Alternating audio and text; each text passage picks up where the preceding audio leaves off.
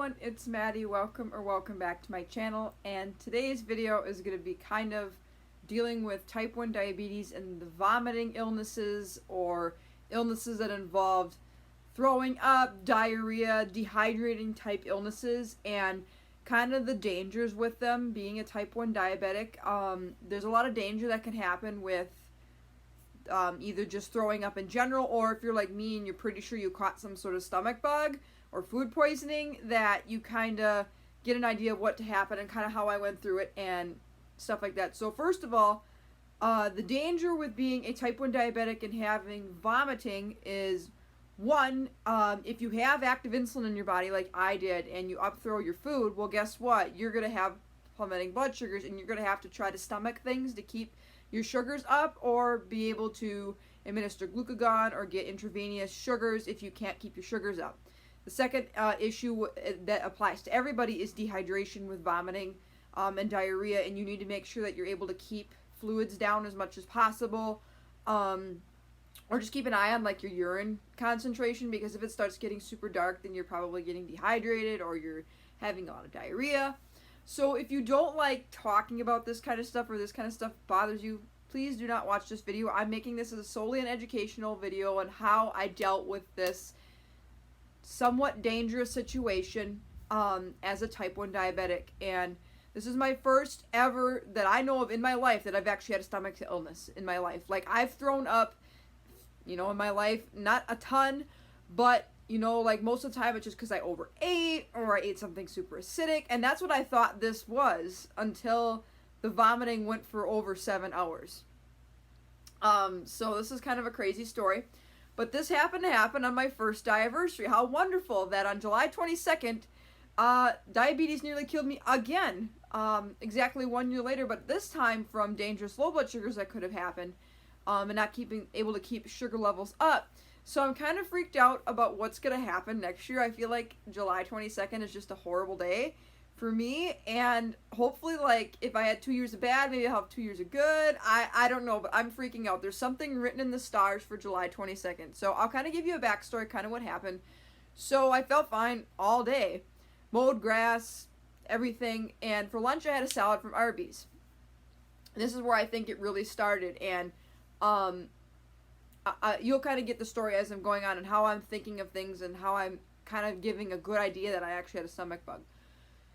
So I mowed my grandma's grass, and they're like, we're going to go out for pizza. So I'm like, great. So went out for pizza, and not a problem. And I sat at the restaurant, and I started feeling kind of nauseous. Not, I brought it down, and like I drank my soda too fast, and my period's doing something, and I'm like, this is just weird.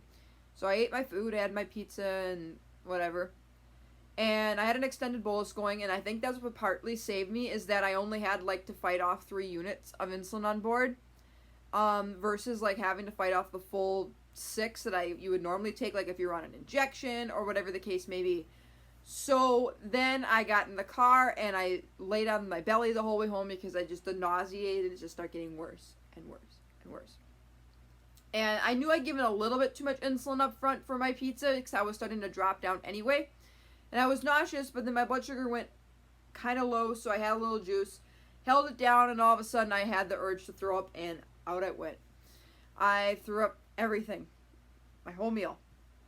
My first instinct was, I need to replace what I just threw up here, because I have active insulin in my body.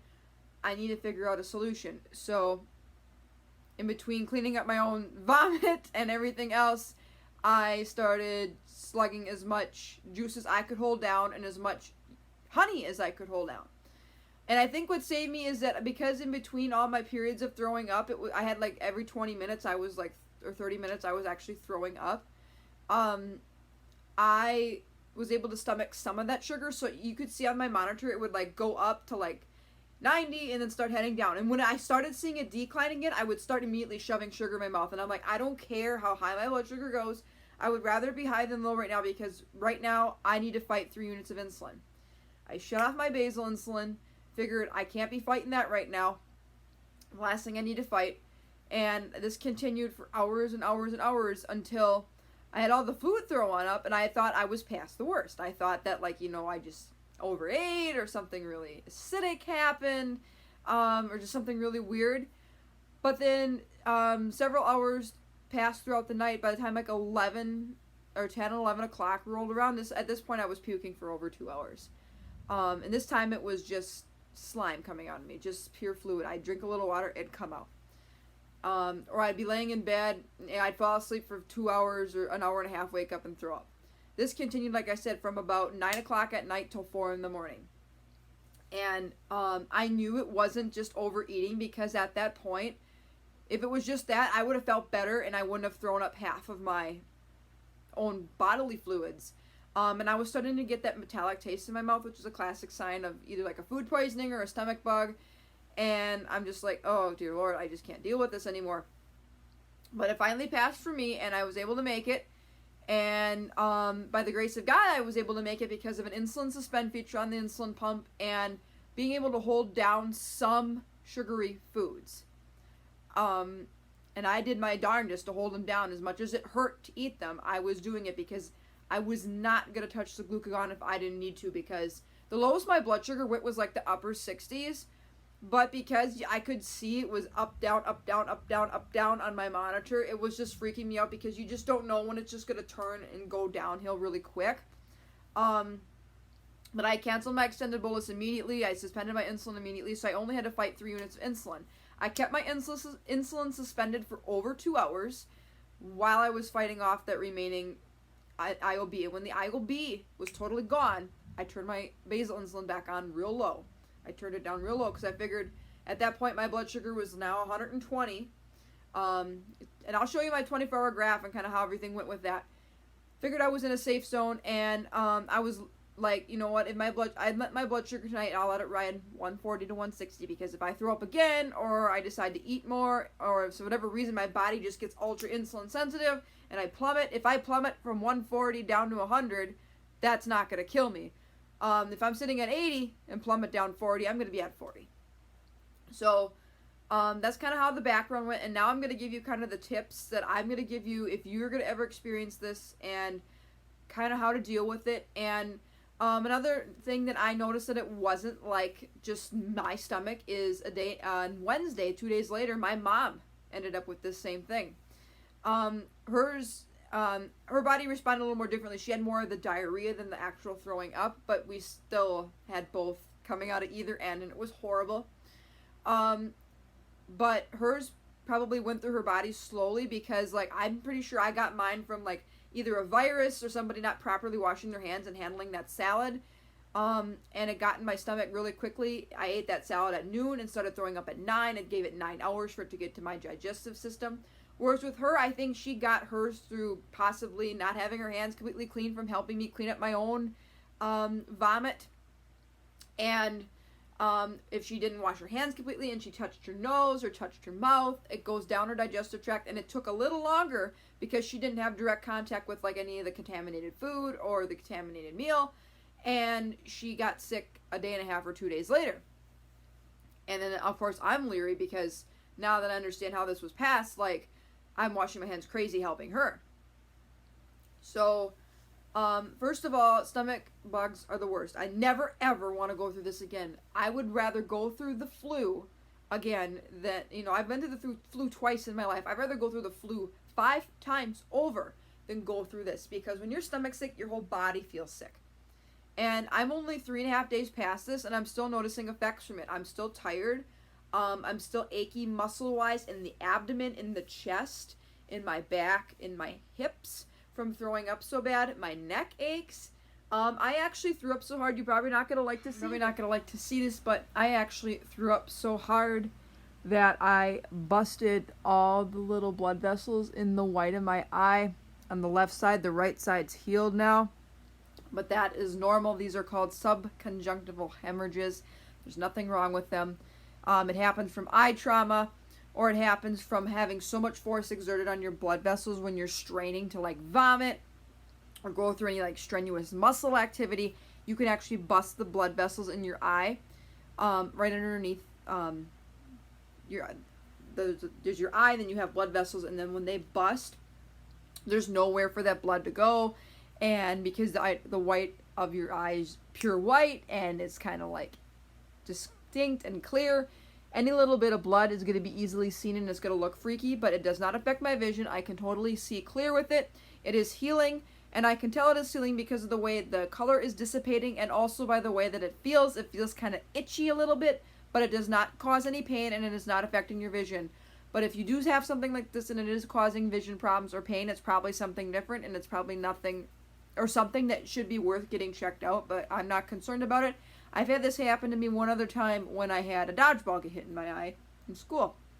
And that caused not quite as big of a blood vessel blow as this one, but it caused it where like part of it was like all red, and it heals.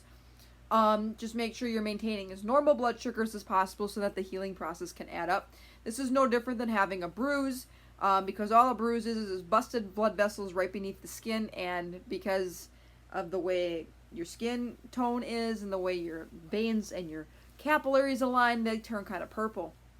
Whereas this kind of a bruise or this kind of a hemorrhage, it turns red because of the white of the eye. So now that I kind of explained everything, that theoretically I'm thinking it's some sort of food poisoning or some sort of virus, I'm going to get into my tips for you guys so that if you do come across this in any of your future as a type 1 diabetic, you know what to do. My first tip for you is have glucagon readily available, but don't use it if you don't need it, or if you can keep your blood sugar up with something. Now, like I said, the lowest my blood sugar went was kind of like in the 60s, but if my blood sugar was continuously riding low, or no matter what I ate, I would immediately vomit it back up, I would use the glucagon, because at that point, you need to keep blood sugars up.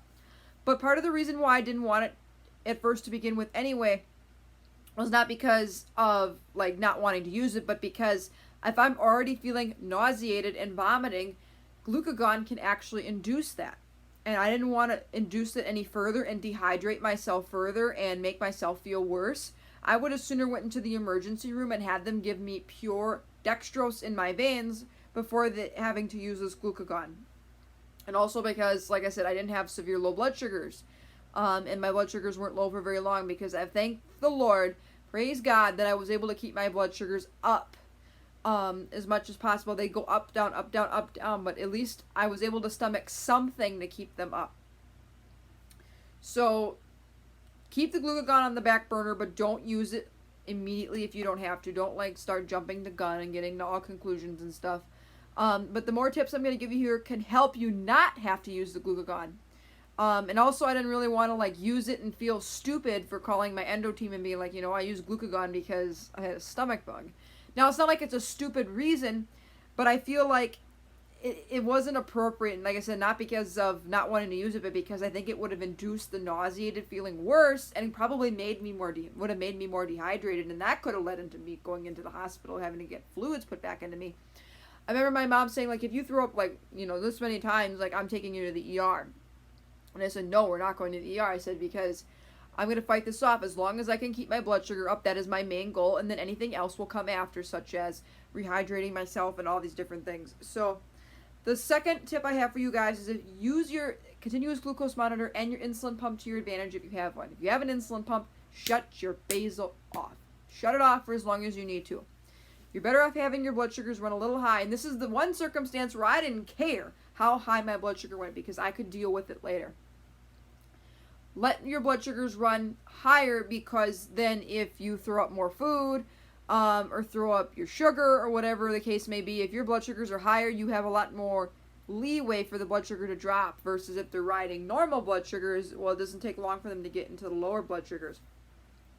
So I suspended my insulin immediately, and I kept it, well, not suspended because it kept beeping at me. I put it on a temp basal for 4 hours. I had to suspend my insulin for 3 of those 4 hours I extended that basal for, because remember, extend that basal for longer than you think you need it.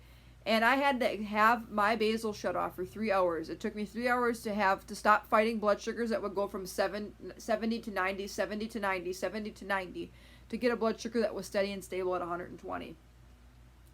Keep my eye on that continuous glucose monitor. Use it to your advantage. If not, you need to be finger pricking continuously or as often as you can with a stomach bug, because if you're not, you could be facing low blood sugars or even high blood sugars that are more dangerous. Now, if you're thinking I had some sort of like virus or something, why weren't your blood sugars higher? I don't know.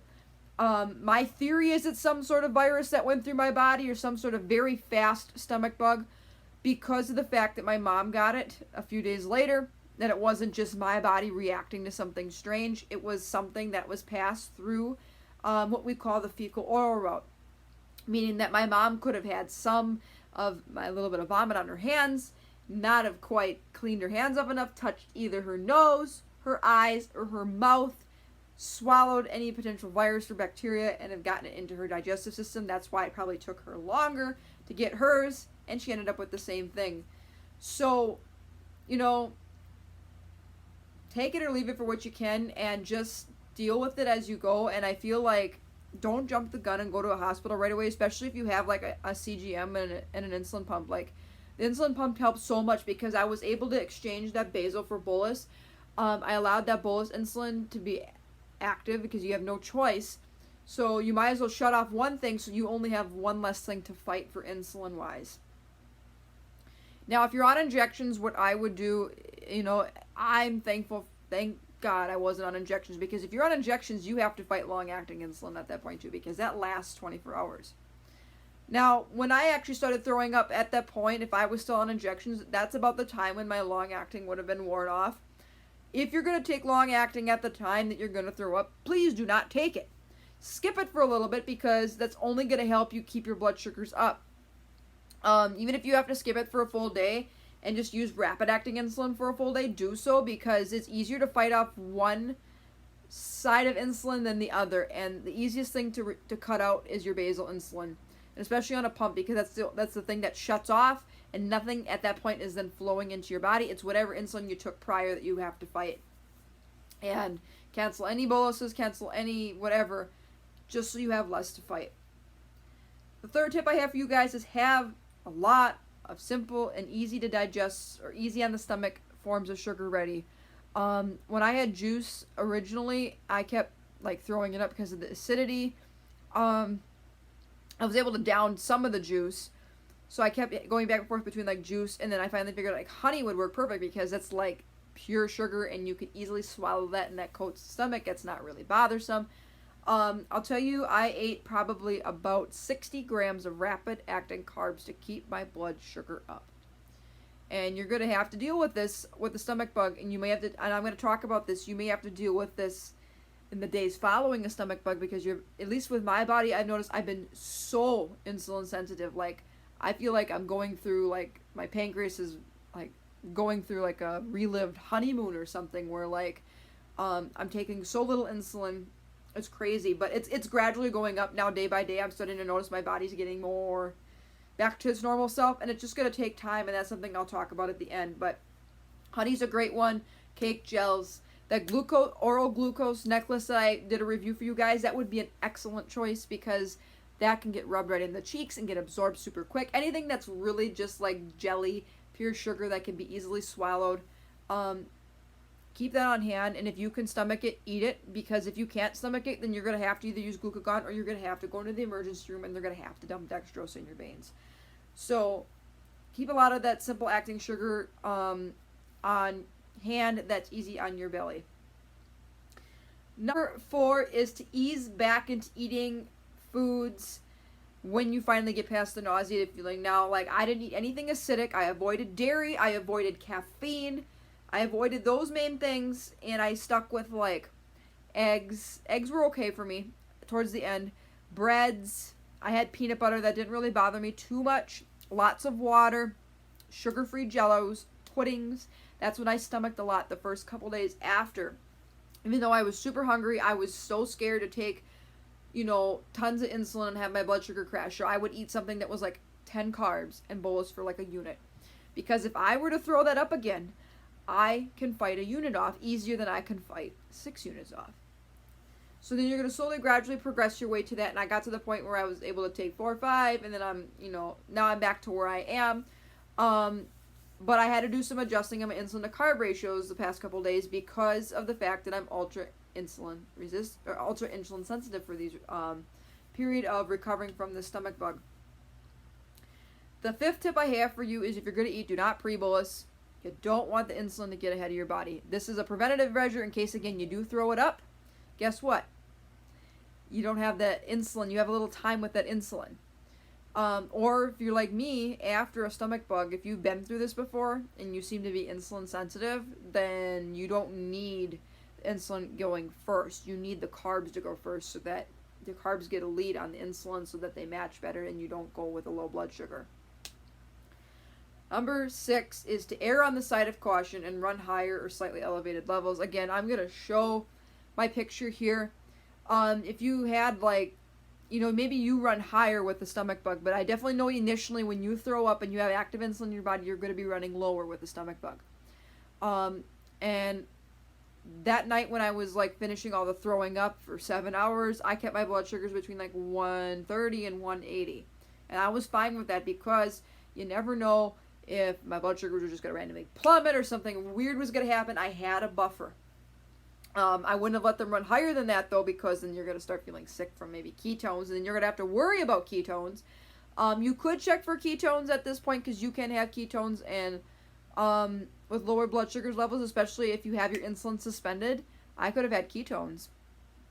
And I definitely knew I had ketones following that because I wasn't eating a lot and I could feel like my body just shrinking down. I can still feel it. Like I can still feel like my body's just not where it is and I need to gain that weight that I lost and all the fluid that I lost.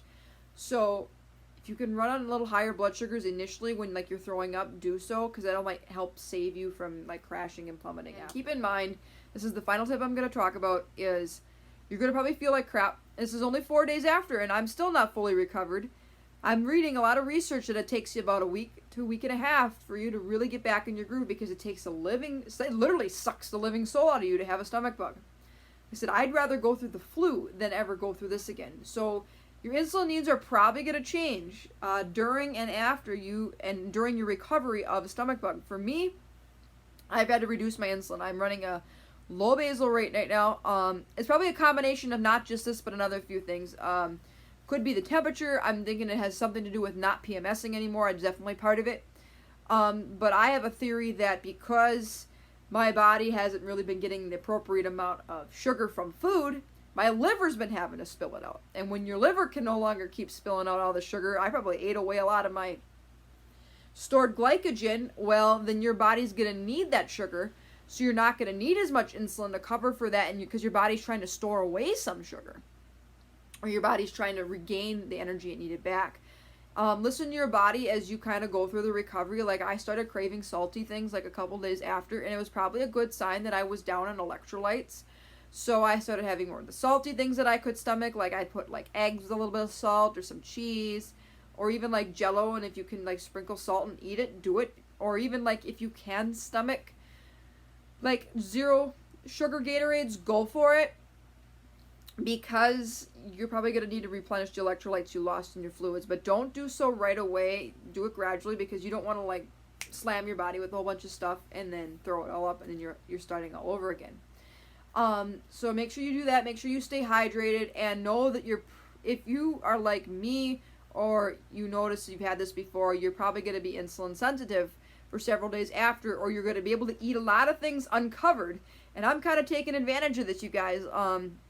And like the first night I had 60 carbs uncovered from the stomach bug when I was actually throwing up. And each day I've noticed it's gotten slower and slower, where I can have like, the next day like I only have like 20 carbs uncovered. Now today it's like 10 carbs. I've had 10 carbs uncovered, and now it's slowly starting to dwindle down to where like even the littlest things now my blood sugar's heading up again.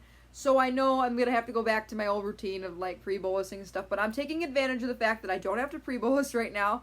And I'm taking advantage of the fact that I can have about 10 grams of carbohydrates uncovered right now, even running with lower insulin profiles, just because my body is depleted of all the sugar, and it's depleted of all the energy and the stores that it needed. So I'm trying to replace that back. Take time to rest and recover, because it's a train wreck and your body's going to ache for a long time. Like I said, I'm starting to feel about 85% to where I am now. And it's slowly getting better. Just like my blood sugars are slowly getting better to where like today I only had 1 low blood sugar and it wasn't even that bad. Whereas before I was having low, like 2 or 3 lows a day after my initial thing. But that's very common, like I said, for the day of and maybe even a week to a week and a half leading after a stomach bug for you to be. Just keep that in mind. Like my insulin to carb ratios right now are like 115, 1 to 20, and that's what I've been kind of rolling with. And it seems to be working okay. My highest my blood sugar's been the past like several days has been like 160. Or at least the past 3 days since I've had this flu or this stomach bug or whatever you want to call it.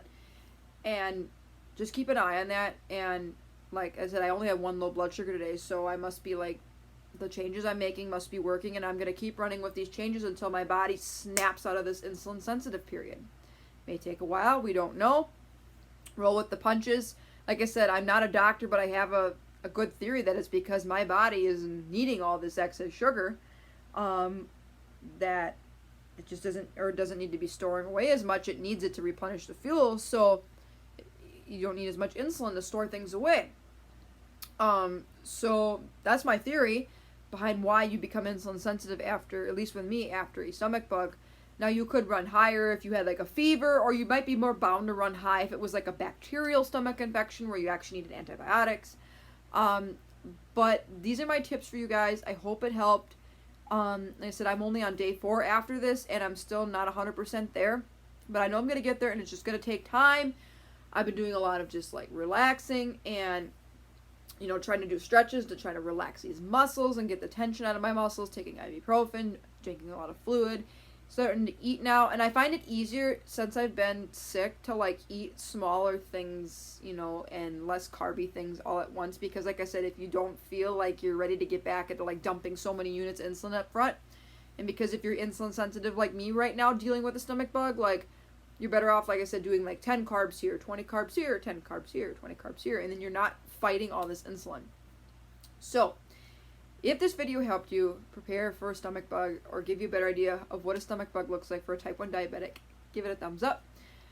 Feel free to hit the subscribe button down below. I post videos every single week about diabetes plus more. I hope you all enjoyed my day in the life of Type 1 Diabetes Edition, Instagram, and Beyond Type 1 Control My Life with 10 aspects of diabetes related things. And I hope you enjoyed this video and it helped prepare you for kind of a gross and disgusting topic, but I hope it helped prepare you for in the event that you end up with some sort of stomach bug or you end up throwing up. So anyways, until next time for another video, take care, God bless, be kind, spread positivity, and be thankful. Bye.